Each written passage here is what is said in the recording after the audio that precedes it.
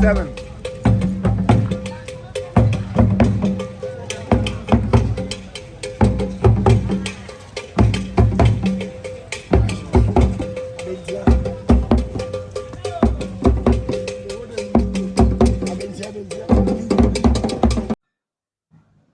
For the Mamunia, Siasia, the Yamacase, they are discovered. And then so your son, a sheer view. Yes, ye, Baby Shad, the Macaco said to which the initial didn't any team for any say. And I'm near Ma, who educated true, and no Anna, ye home or dear say, you shine home, I'm a mountain by Mohu. And nti mpanita aka sɛ tete obi kyerɛ atete nso wɔ bi ka nti sɛ yɛhyia se a na yɛ tete abakɔsɛm amammerɛ amanneɛ na yɛdi ho nkɔmmɔ ɛbere bi twam yɛkɔɔ Tanoboase ɛkɔdi nkɔmmɔ ɛnnɛ yɛhyia bio din ɛde kɔfiri kakari aha ɛyɛ Tanoboase Obreampon Tano fie ana nnɛ mewɔ a mene wɔ bi na yɛbaayɛ no yɛbɛto panyin Penny will fear a year. Yabato penny, yet no baby kobo. Na yet abako someone cassa, a fat Tanoboase woman. Nipa over dear. Now, what did you near ma? I did it and China, Omoye, at the bois Asante, a ma Asante, a pageant baby, within any coffee category. Macaco see she has here, and you shall get penny to more quaba. Yeah, ahenewa. Onana no ya basi bebibi wo nchen eti. Bidin di kofi kakare mpanyifo din de ya na mempese mebo eti panyi wa abo odi. Yo, me de oheneba osei manu. Ya me papa na Tanoboase hine na kwabra dwembo. Oka baby 1980.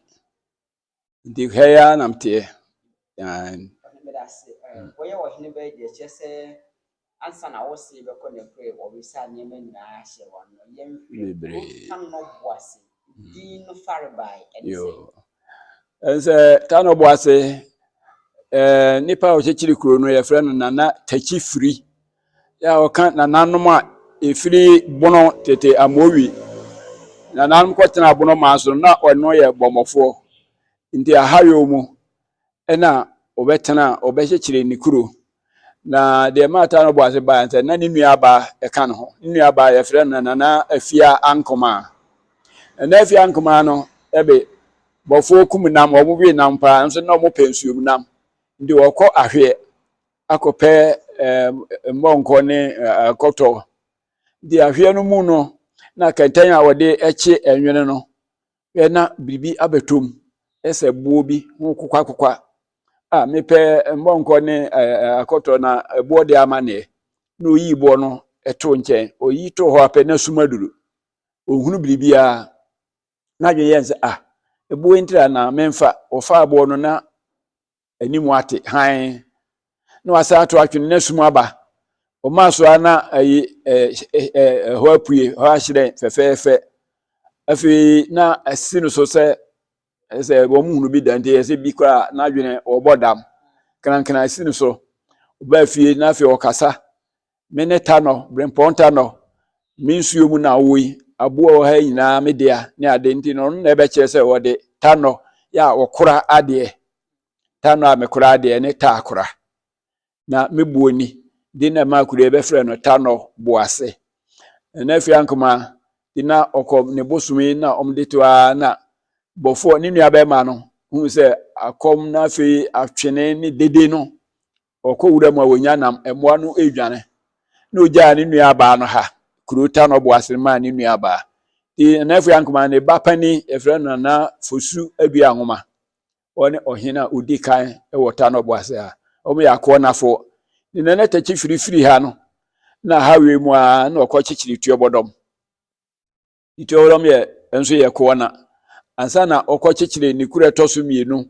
eni tachiman ho no tena ya aye kuru kese di Tanoboase ata akora na tuobodom so Tanoyi ta manu oni twumpuro tuobodom twumpuro na ta mensa ene wo tachiman di Tano no hwe a o ma hyese pa ni na Tano oba owo mu anasa ne yere ene kranka afua ye wo kranka kuru kranka e wo nkransa na Tano na brafo ene bochirwa ene ami bochirwa wotra techima tra na ami nso wo bono manso ti Tanoboase ase no lebe ya Tano no so ba no Tano a okora de ene ta akora Apabeda se afi yenhwe waye wo hene bayi na bia wo titie fi yenhwe fi bɛyɛ kɔsi waba ana odi kan di adeɛ wɔ ha ana wo na amen anapa na fosu edua ngoma na pani na afia nkoma no ene na pani pa oba no ohima na ne ba na fosu edua ngoma ya obɛyɛ ohene na kyese na afia nkoma no yɛ ohima ndi na fosu edua ngoma firi hɔ no na ne nua na amoa kwaku ozo bedi hene ko na no abi Tanoboase hene amoa kwaku achi na nanum bebre ba mekai na sa akode na asiedu efe na asiedu kofi na Boase kwadwo na Boase kwadwo no de na amia kwadwo amia na Boase kwadwo na kofi boahen na ya kondom no adi besi ansa na kwabra dwumo ebeba na kwabra dwumo no na ewo me na kwabra dwumo atina sei ana aba na kwabra dwumo no ofiri mu na ede na baafo amisare dwumo esi ho na no na amanso bi eba akunya no ese kasa nyinya mu na kofi boahen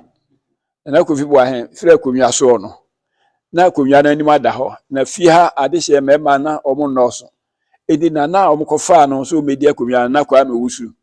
ono wo na kwa che amewa oye techimanhina ofiri mu brebi na no ama na omo so ewo ko na abusua bi ewo ha ya che omo ya kwa na fonti na omo ayese omo aye abusua but omo yese mba omo no nipa de na me atomfo na afia nkoma omo ko wari kunu baako ndi be ma no mma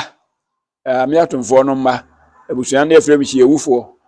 omo ne eko na afuyi na afia nkoma asefo no yese mba but se abusua de se de na omo si bomu ye baako nti bia so na kunwa mu ya bia ma ne ni uma wonua enum enmedi na nipa baako firi mu efre no na kofi duro so omo hwe akunwa no so na sabra na kwabra dwumo ba na wanya 15 years omo so osha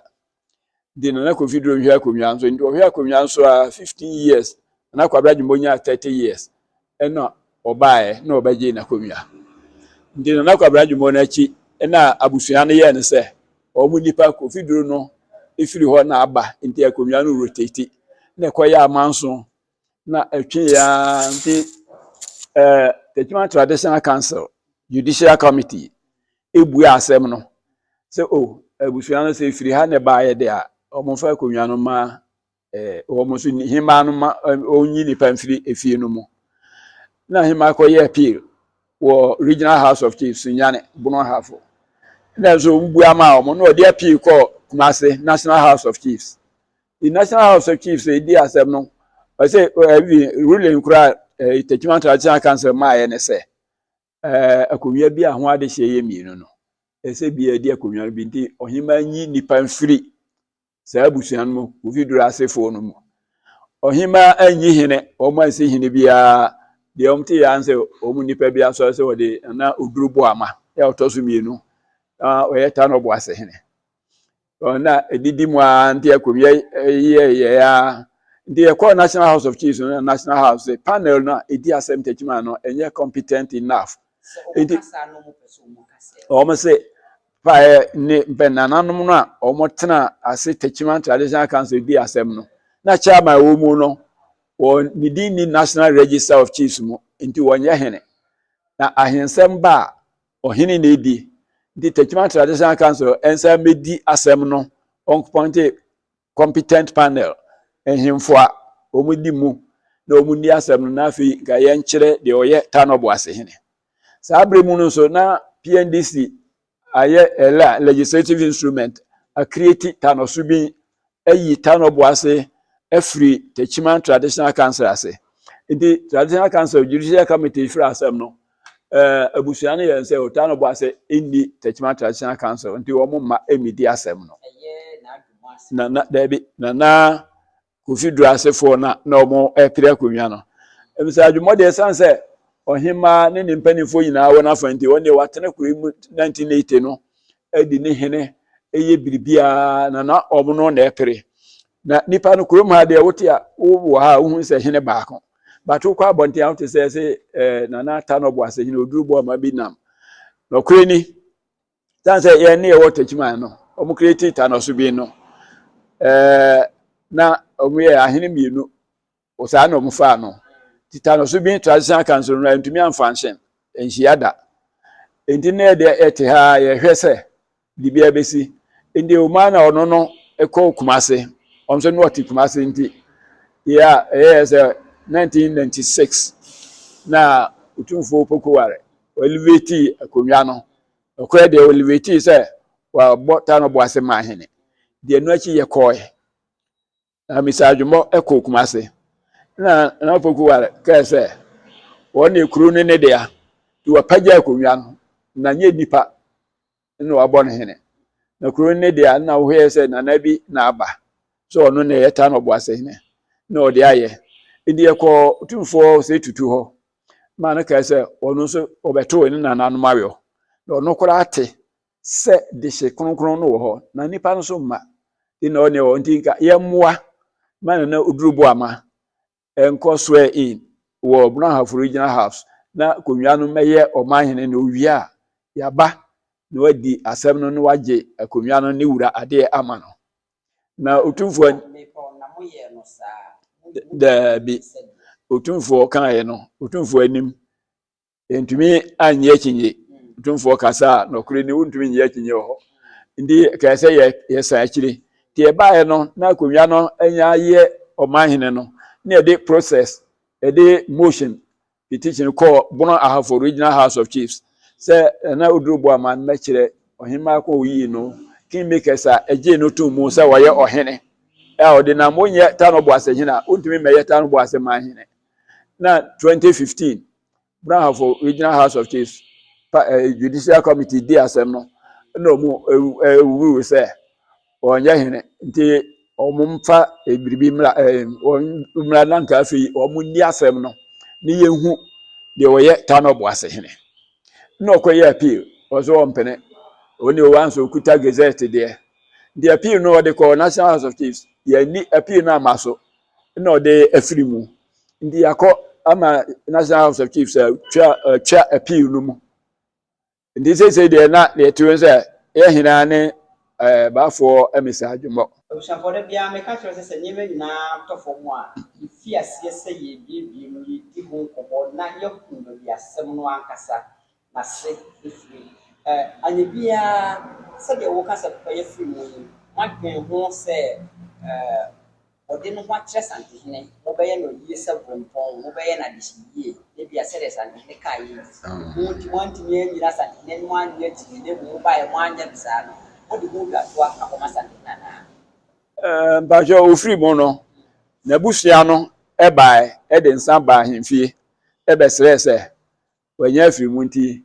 ye nyo ye mwa na yensie no anka yesie no wi a omnyina nka mbom na ene bafo emisa adwumo nko utumfo no onkosai yense yesie no sen yemfa no nsie hene ti yebesie no so oye pani ewo kurum ha mo na nka mudi chidom na bribia amamre kwan bia be fa so amoasie na mo yensie no se oye Tanoboase hene eno na omo no so omo ntiase na omo esre onde omo esre ya mpene de didima omde uhia omde akomanhia ayayi ndi nokwe ni ya wada Holy Thursday ade be Good Friday utumfo tronsa frɛ emisa adwumo ma meka ho bi ne ekoye utumfo asemo kan ne se obusuefo wu anopa na nso wu anwumra enye dan a wadi nso nkonim na said your car no say would wate say Tanoboase hene wo ho nanso we na aba enya ye nti say wo betu kwan na so oba obeto sa afre ye no afre sa abusua no na ya hwe kwan ya befa so a ibesie na oduro bo ama sie no wie pe baafo mi sa adwumọ mmra mo mfa akokora mmra na obesu ankyere me na mi hyira no na okodi ne hene na se obi se wo akonwia no ho asem na ode ba no kuro bi wo mu meka akere no ye no na ade be chen Good Friday otumfo kan we kire ba ye nyante otumfo enum asem bi wo na nete ifi sense mu ba ye nyina yi ifi 1980 ba otumfo akonwia yi dwuma yi ne se afi bia na abre bia otumfo beba bia ekosa nsu kronkron efiri Tano tiri so me de ko ekobo sikadwa su bre bia nipa beba bia omba baafo amisa adwumọ ho na sede se so ye bia nso oye edema omo ya na beti ahene netaba afi bia omoba afi bia omoba na ye oye bia nso oye ma asikadwa Abushafo yede nkomo ni nyinaa esi a sede na ama ya te le chese tikesi eso daye otikrawi brawi mo baso ohene ama ya te ase se onni senti sede bia o kase Asante man ye ne dia ono na Asante man fita ne bia Asante man bi be fia to bia no onni ote na okwu enam se panyi edi Asante man no asem etu ye nim se sei ana na kanti yede ye ne hwan de ka bi ye o se o ni pelu wo noa ne da eso na koma eni obefrɛ Tanoboase fo na wode yie ato baabi a ɛda obusua me se ye si ha se ya ɛbɛboa yɛ mpa bi se hwemu de ofi ase se wo ye na edu baabi a mpanyi kasa otwɛn ɛma mpanyi kasa bi de kasa ni obusua ya kan to se ye som Asante ye som Ghana na ya som wiase nyinaa niema bi e fa hinne ni ahesem ho de okoti ha na wa ye se ha ale ni de ɛne nyansa nyinaa